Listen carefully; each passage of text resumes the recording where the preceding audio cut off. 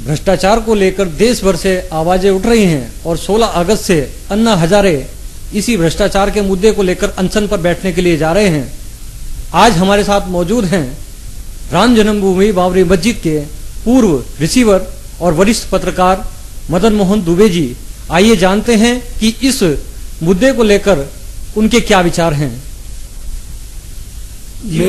मेरे हिसाब से अन्ना हजारे एक बहुत बड़ी गलती कर रहे हैं और लोकतंत्र को नुकसान पहुंचाने की कोशिश हो रही है, क्योंकि हमारे संविधान प्रदाताओं ने लोकतंत्र में संसद को, न्यायपालिका को और प्रधानमंत्री को सबसे ऊपर रखा है। वो भ्रष्टाचार के लिए अनशन नहीं करना चाहते हैं, वो लोकपाल बिल के लिए अनशन करना चाहते हैं। तो लोकपाल बिल में कमियां हैं, मैं ये मानता हूं कि जो लोकपाल बिल सरकार ने पेश किया उसमें कमियां हैं, लेकिन उन कमियों को दूर करने के लिए सरकार से आग्रह होना चाहिए, न कि उसके लिए जिद होना चाहिए। जिद और लोकतंत्र दोनों एक साथ नहीं चल सकते। जिद हार जाती है, लोकतंत्र जीतेगा। इसलिए अच्छा होगा कि अन्ना हजारे अनशन करने के बजाय लोगों को जागृत करें कि भ्रष्टाचार से दूर रहो, और सरकारी लोकपाल को इस तरह से पेश करने के लिए मजबूर करें जिसमें प्रधानमंत्री, संसद और न्यायपालिका स्वतंत्र है। महंगाई इस समय सबसे बड़ा मुद्दा बनकर एक सामने आ रहा है। लोकपाल बिल इसमें कहां तक सार्थक होगा?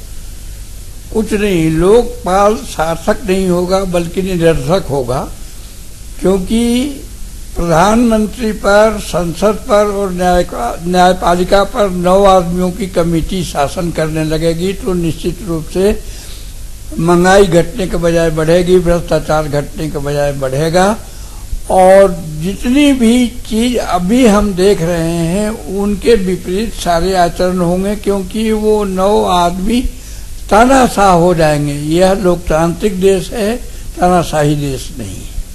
जिस तरीके से अन्ना हजारे इस समय अनशन पर बैठने की तैयारी कर रहे हैं, आपका क्या मानना है कि उनका ये अनशन कहां तक सफल हो पाएगा और कहां तक सार्थक होगा? सफल इसलिए होगा कि लोग सही बात को समझना नहीं चाहते हैं, सरकार उस बात को खुलासा करना नहीं चाहती है। सरकार भी बेईमान है और अन्ना हजारे भी बेईमान है। लोकपाल बिल को जिस तरीके से संसद में पेश किया गया है, तो आपका क्या मानना है कि कहां तक उस पर कार्रवाई हो सके? वो उसमें बहुत कमियां हैं।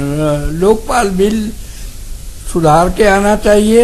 इतनी कमियां हैं जिसका प्रधानमंत्री को, संसद को और न्यायपालिका को स्वतंत्र रखना तो जरूरी है। लोकपाल बिल पेश किया गया, उसमें बहुत कमियां सरकार ने छोड़ी हैं, उसको सुधार होना चाहिए। लोकपाल बिल की जो कमियां निकलकर सामने आ रही है, इनके सुधार के लिए किस तरह का सुझाव आप सरकार को देना चाहते? फिर से एक कमेटी बने और उस कमेटी में, स्टैंडिंग कमेटी से ये बिल वापस सरकार ले और एक कमेटी बनाए संभ्रांत नागरिकों की और सरकार की।